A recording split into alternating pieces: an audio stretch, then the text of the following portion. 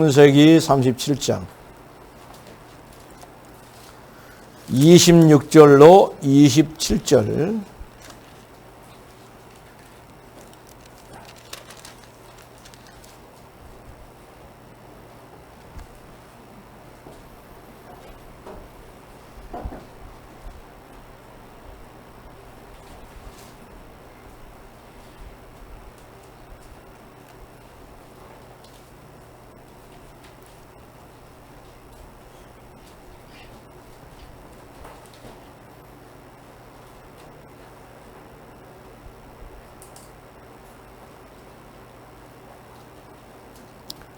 창세기 37장 26절로 27절,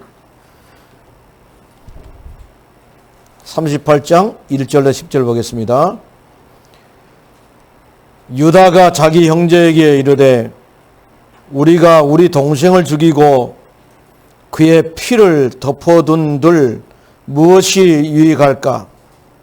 자, 그를 이스마엘 사람들에게 팔고 그에게 우리 손을 대지 말자. 그는 우리 동생이요 우리의 혈육이니라 하며 그의 형제들이 청정하였더라. 38장입니다. 그 후에 유다가 자기 형제들로부터 떠나 내려가서 아둘람 사람 히라와 가까이 하니라. 유다가 거기서 가나안 사람 수하라 하는 자의 딸을 보고 그를 데리고 동침하니 그가 임신하여 아들을 낳으며 유다가 그의 이름을 에리라 하니라. 그가 다시 임신하여 아들을 낳고 그의 이름을 오나이라 하고 그가 또 다시 아들을 낳고 그의 이름을 셀라라 하니라. 그가 셀라를 낳을 때에 유다는 그 집에 있었더라. 유다가 장자 에를 위하여 아내를 데려오니 그의 이름은 다말이더라. 유다의 장자 엘이 여호와가 보시기 악함으로 여호와께서 그를 죽이신지라. 유다가 원한하기 이르되 네 형수에게로 들어가서 남편의 아우된 본분을 행하여 네 형을 위하여 씨를 잇게 하라. 원한이 그 씨가 자기 것이 되지 않을 줄 알므로 형수에게 들어갔을 때에 그의 형에게 씨를 주지 아니하려고 땅에 설정하며 그 일이 여호와 보시기 악함으로 여호와께서 그도 죽이시니. 아멘. 옆에 있는 사람 인사합시다. 사랑합니다. 사랑합니다. 성령으로 충만하십시다. 예수는 그리스도. 난 하나님의 자녀. 문제 끝. 괜찮아요. 여러분들이 예수님이 인생의 주인이니까 괜찮습니다.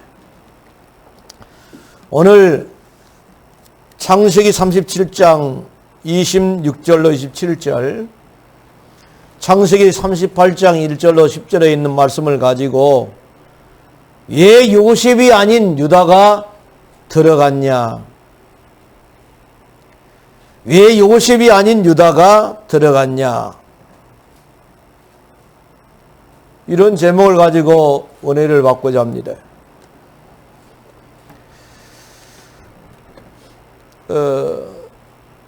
영어로 말하면 Why did Judah go in and not Joseph? 이 말이거든요. 성경에 보니까 그 요셉은 인기가 좋아요. 그런데 예수님의 계보에는 들어가지를 못했습니다. 유다는 별로 좋은 인생을 살지도 않았는데도 불구하고 예수님의 계보에 들어갑니다. 또다시 이야기하지만은 구약은 예수님이 오실 것이다. 메시아가 오실 것이다. 히브리 말로 메시아가 헬라 말로는 그리스도스입니다. 그래서 메시아가 오실 것이다. 다른 말로 예수님이 오실 것이다. 신약은 예수님이 오셨다. 그리스도로 오셨다. 메시아로 오셨다. 그런데 3년 공생애를 통해서 많은 사람들을 구원하시고 위대한 명령을 남기고 승천하셨어요. 그래서 더 그레이트 커미션 그랬어요. 지상 명령을 갖다가 위대한 명령을 더 그레이트 커미션 그렇게 했어요. 그 명령이 뭡니까? 모든 족속으로 제자 삼아라. 만민에게 복음을 전해라. 방하고 있는 영혼들에게 복음으로 치유해라. 어린 양을 먹여라. 땅끝까지 복음을 증거해라. 그런 명령을 남기시고 하신 말씀이 뭐라고 말하냐면은 마태복음 24장 14절에 보니 이 천국 복음이 땅끝까지 전파된 다음에야 내가 세컨드 커밍하겠다, 재림하겠다 그렇게 이야기했습니다. 이것이 신약 성경입니다. 그래서 성경을 볼 때에 구약을 볼 때는 어떻게 봐야 되냐면은 계보 중심으로 봐야 돼요. 계보 중심. 하나님의 예수 그리스도가 어떠한 계보를 통해서 왔느냐 이걸 중심으로 봐야 되고, 신약을 볼 때는 세계복음화라는 그런 타이틀을 딱 방향을 잡고 봐야만이 하나님과 방향이 맞는 것입니다. 12지파의 주인공이 누굽니까? 야곱입니다. 야곱인데 이 야곱의 아들이 누굽니까? 요셉입니다. 그런데 17살밖에 되지 않은 요셉에게 엄청난 사명을 맡깁니다. 요셉아, 네 형들이 세겜에서 양을 치고 있는데 거기 가서 잘 치고 있는가, 양을 잘 치고 있는가, 잘 못 치고 있는가, 이것을 보고 내게 보고를 하라. 돌아와서 보고를 하라. 그러면은 헤브론에서 세겜까지가 몇 킬로냐면은 80킬로입니다. 200리입니다. 200리. 그랬는데 세겜에 가보니까 없어요. 그래가지고는 막 뚫레 하고 있으니까 어떤 사람이 와서 왜 방황을 하고 있느냐? 누구를 찾느냐? 그러니까 우리 형들이 세겜에서 양을 친다고 해서 내가 왔는데 형들이 없어요. 그러니까 그 사람이 뭐라고 하냐면은 그 어떤 사람이 그 형들 도단으로 가서 양을 친다 하더라. 그러면 세겜에서 도단까지가 몇 킬로냐? 40킬로입니다. 그러면 무려 120킬로. 120킬로를 300리. 300리를 걸어서 17살 묵은 애가 걸어서 아버지의 심부름을 가고 있습니다. 장정이 아무리 잘 걸어야지 4킬로는 1시간입니다. 1시간 걸으면 4킬로밖에 못 걸어요. 10리밖에 못 걸습니다. 그렇다고 친다면은 2박 3일 정도의 코스를 가지고 이 요셉이가 형들한테 갔습니다. 드디어 도단에 도착했습니다. 요셉은 어린 나이에 너무 기쁩니다. 형들을 만나니까 너무 기쁩니다. 그리고 너무 즐겁고 드디어 형님들을 만났구나. 멀리서 선취들 하면서 요셉이 옵니다. 그런데 그 모습을 보고 형들은 무슨 계획을 하냐? 저 요셉, 아버지 사랑을 독차지 받고 있는 저 요셉이 오면은 우리가 죽여버리자는 겁니다. 죽여버리자는 겁니다. 그래가지고는 이제 죽여버리자 하니까 형제간들이 너무 강하니까 큰아들 루벤이 그 형제들 틈에서 요셉을 살리려고 끌어내려 하는데 도저히 끌어낼 수가 없는 거예요. 그런데 유다가 말합니다. 그는 우리 동생이지 않느냐. 죽이지는 말자. 그는 우리 동생이지 않느냐. 그리고 같은 혈육이지 않느냐. 그러니까 차라리 죽이지 말고 팔자. 그래갖고 은 20냥의 노예로 팔아버리게 되죠. 미디안 상인에게 팔게 되죠. 그런데 보세요. 그래가지고 요셉의 이야기가 창세기 37장에 나와가지고 37장에 꿈 이야기 해가지고 형들에게 얼마나 시기 받아가지고 이제 있었는데 형들이 그를 죽이려 하다가 갑자기 요셉 이야기 안 나오고 유다 이야기로 38장이 바뀌어버립니다. 야곱은 12지파의 조상입니다. 그런데 야곱이는 마누라가 몇 명이냐? 4명입니다. 첫째 마누라가 레아인데 첫째 아들 르우벤과 둘째 아들 시므온과 셋째 아들 레이와 넷째 아들 유다와 아홉째 아들 이사갈과 열째 아들 스불론을 낳았어요. 레아가.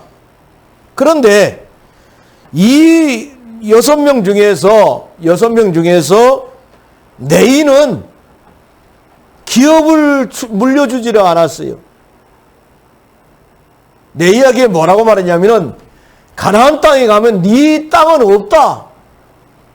너는 제사장의 반열로서 네 후손들은 계속해서 제사장의 반열로서 11지파들이 하나님께 예배드리러 올 때에 헌금을 드리고 예물을 드리는데 그것 가지고 살아라. 그러면서 제사장 반열에 세웠다라고 하면서 네 지파는 땅을 분배하지를 않았습니다. 그리고 이제 야곱의 두 번째 아내가 나엘입니다. 나엘인데 요셉에게 땅을 분배하지를 않았어요. 요셉이 얼마나 그 하나님의 기뻐하는 일을 많이 하고 있나. 요셉에게는 땅을 분배하지 아니하고 요셉의 아들 에브라임과 므낫세에게 땅을 분배하고 베냐민에게 땅을 분배했습니다. 그래서 나일에게서 난 아들하고 손자 해가지고 3명이 12지파의 주인공이 되어지게 되지요. 그 다음에 세 번째 비라라는 여자에게서 단과 납달리를 5번째 아들과 6번째 아들을 낳았는데 단과 납달리가 12지파의 주인공으로 들어가게 되지요. 그리고 네 번째 마누라가 실바입니다. 실바인데 7째 아들 갓과 8번째 아들 아셀을 낳아가지고 12지파에 들어가게 되지요. 그래서 37장의 내용을 보니까 어떤 내용이냐면은 요셉이 채색 옷을 입고 있어요. 채색 옷을 찾아보니까 그 얼룩달룩한 옷인데 아주 땅바닥까지 길게 해가지고 아주 멋있게 지은 옷이라고 나와 있습니다. 그런데 이 옷을 입고 아버지의 사랑을 독차지받은 이 요셉이 꿈을 꿔가지고 형들에게 이야기하고 아버지에게 이야기합니다. 아버지의 사랑을 독차지하고 있는데 꿈 이야기까지 하니까 형들이 열이 받을 수밖에 없지요. 야! 우리가 너의 종이 되냐? 아버지도 요셉에게 이야기를 하고 형들도 이야기를 했어요. 그랬는데 아버지는 마음에 두었다라고 말했습니다. 아, 내가 아들들을 많이 낳았지만은 하나님은 요셉 중심으로 우리 가문을 살리겠구나. 마음에 꽉 뒀어요. 그랬는데 심부름을 시키는데 120kg, 17살 밖에 안 되는 그 애를 갖다가 120kg를 가가지고 형들을 만나갖고 양을 잘 치고 있는가 보고해라고 합니다. 그랬는데 야곱에게 들려오는 소리가 짐승이 이 야곱을 물어서 죽였다는 겁니다. 그리고 짐승을 잡아가지고 야곱의 옷을 벗겨갖고 피를 막 묻혀가지고 그걸 갖다가 아버지한테 갖다 주니까 야곱이가 울고 난리 났습니다. 그런데 하나님께서는 요셉을 이제 애굽의 경호대장 보디발 장군 집에 노예로 팔림을 당해가지고 거기서 하나님의 역사를 이루게 된 것을 볼 수 있습니다. 그런데 그 역사를 이루기 전에 38장의 내용이 중요하다 이 말입니다.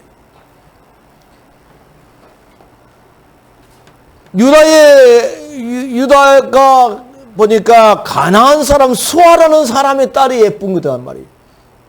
그래서 결혼을 해가지고 애를 낳습니다. 그럼 원래는 언약의 백성들은 언약의 백성들과 결혼을 해야 되는데 전혀 상관없는 어떠한 여자를 보면서 결혼해갖고 아기를 낳는데 엘과 오난과 이제 셀라를 낳았습니다. 엘과 오난과 셀라를 낳아가지고 애를 갖다가 결혼을 시킵니다. 결혼을 시키는데 다말이라는 여자가 들어와서 결혼을 하게 되지. 그런데 성경은 뭐라고 말하냐면은 엘이 여호와 앞에 악함으로 그를 죽이신지라. 죽여버렸다고 말했어요. 하나님 앞에 어떤 악한 일을 했는가 모르겠는데 하나님이 죽였어요. 그러니까 네가 형수에게로 들어가라. 그래가지고 둘째 오난과 결혼을 하게 됩니다. 그러면 내가 형수와 결혼해갖고 어차피 내 씨가 아니고 형님 씨인데 내가 뭐 하려고 그러면서 땅에다가 설정을 했다라고 말을 했습니다. 그런데 그 모습이 하나님은 너무나 악해 보였기 때문에 그도 죽여버렸다라고 말했습니다. 그러니까 아버지 입장에서 봐서 보니까 이 다말이라는 여자가 들어오니까 큰아들도 죽고 둘째 아들도 죽고 그러니까는 야 며느라 이 셀라는 아직 어리니까 네가 친정의 집에 가서 있으면 어떻겠냐 그랬습니다.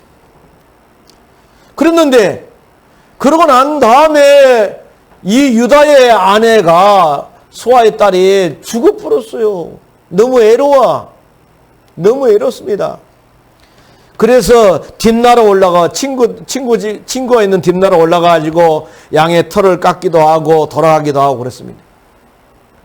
그런데 보니까 셀라가 장성했는데도 불구하고 다말 보고 그 안에 들어가서 같이 결혼해가지고 가문을 이을 씨를 만들려고 아버지가 말하지를 않습니다. 시아버지가. 그래서 이 다말이라는 여자가 하나님의 특별한 은혜가 있는 거지요. 이 계보를 통해서 예수 그리스도가 온다는 사실을 알았는가 몰랐는가 모르겠지만은 이 계보를 너무너무 중요시 여긴 겁니다.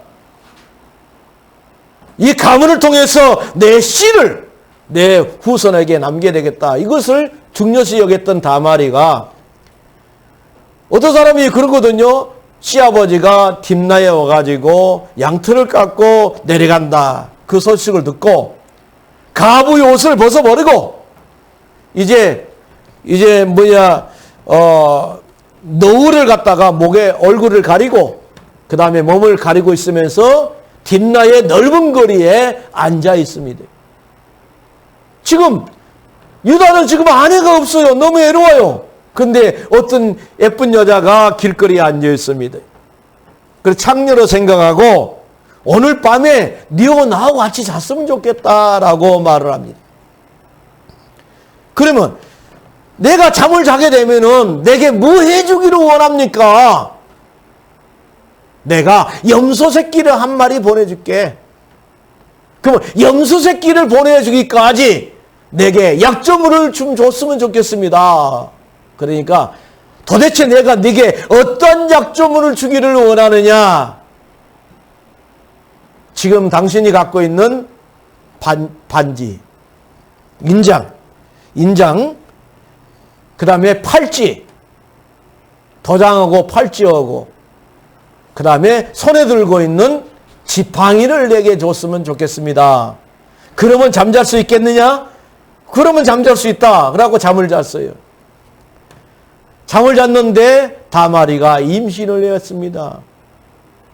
그런데 어떤 사람이 유다에게 뭐라고 말하냐면 당신 며느리가 임신을 한 것 같다. 창녀짓을 해갖고 임신을 한 것 같다. 그러니까 열받아 봅니다. 큰아들도 죽었지 작은아들도 죽었지. 그런데 거기다가 또 임신까지 해? 그래갖고 끌어내가지고 불살라 죽여라 그랬어. 끌어내가지고 저 다말이를 불살라 죽여라. 그러니까 이제 다른 사람들이 막 끌고 가는데 이 다말이가 아닙니다. 이 사람, 이 주인을 통해서 이 약조물을 준 사람을 통해서 내가 임신하였나이다. 이것이 도대체 누구 것인지 한번 분별해 보십시오. 유다가 딱 보니까 자기의 도장입니다. 자기의 팔찌입니다. 자기의 지팡입니다. 유다가 뭐라고 말을 합니까? 26절에 보니까 그녀가 나보다 더 의로웠으니 이는 내가 그녀를 내 아들 셀라에게 주지 않았음이라. 그렇게 말을 했습니다. 내가 잘못했다. 대를 이을 씨를 만들어야 되는데 내가 셀라를 주지 아니함으로 말미암아서 이런 일이 벌어졌다라고 하면서 그녀가 더 의롭다. 그렇게 말을 했습니다. 그랬는데 쌍둥이를 뵀습니다. 베레스와 세라를 낳았습니다. 그러고 난 다음에 39장에 또 넘어갑니다. 누구 이야기를 합니까? 아까 이야기하다가 멈췄던 요셉의 이야기를 합니다. 어떤 이야기를 합니까? 요셉을 통해서 하나님이 역사하신 내용을 말씀을 하고 있습니다. 요셉은 하나님과 함께 하심으로 형통한 자가 되어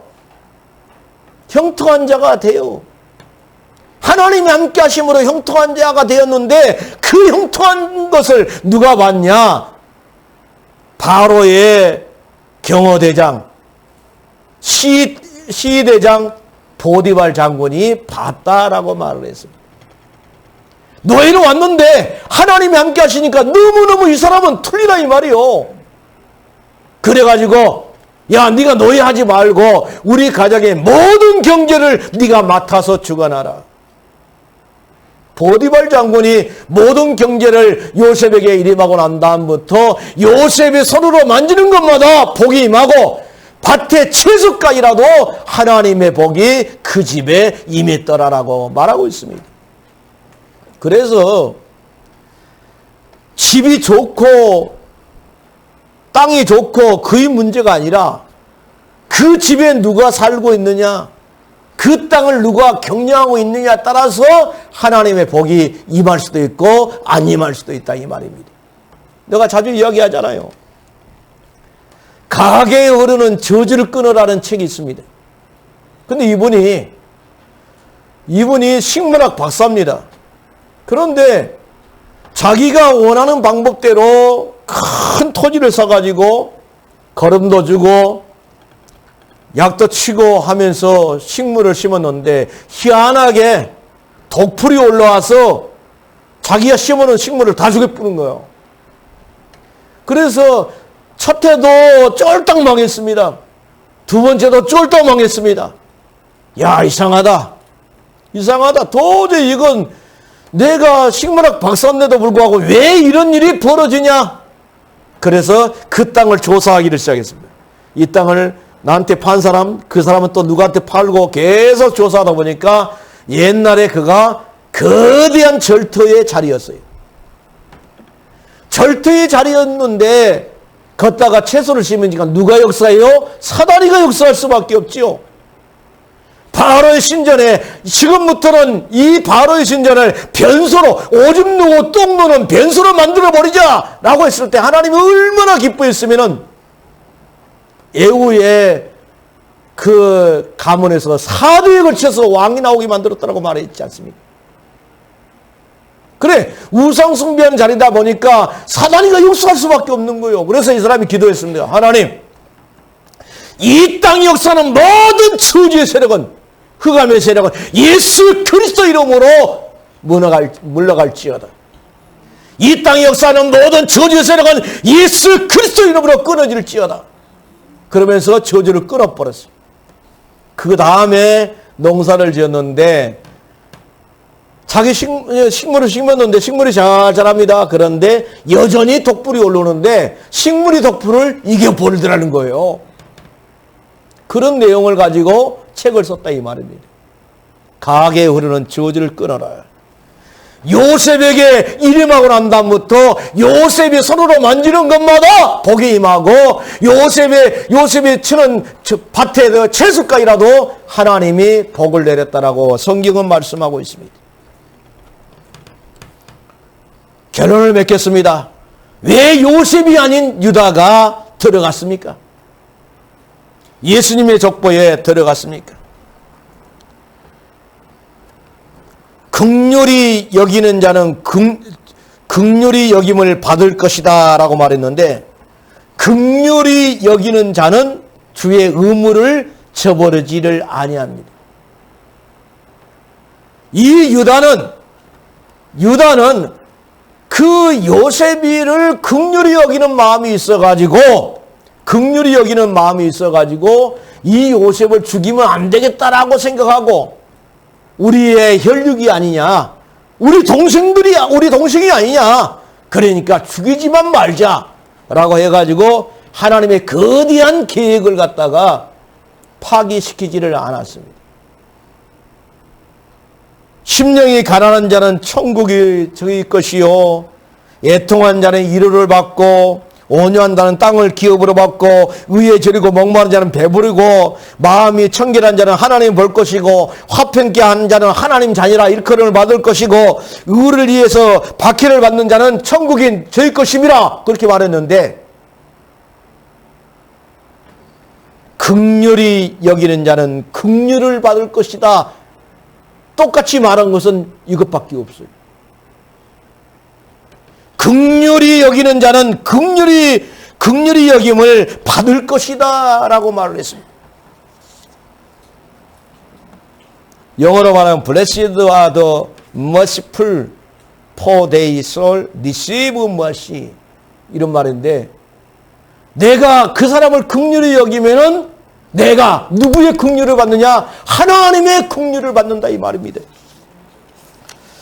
그래서 성경에 보니까 어떤 말씀이 있냐면은 잠언서 15장 23절에 보니까 사람은 그 입의 대답으로 말미암아 기쁨을 얻나니 때에 맞은 말이 어찌 그리 아름다운고.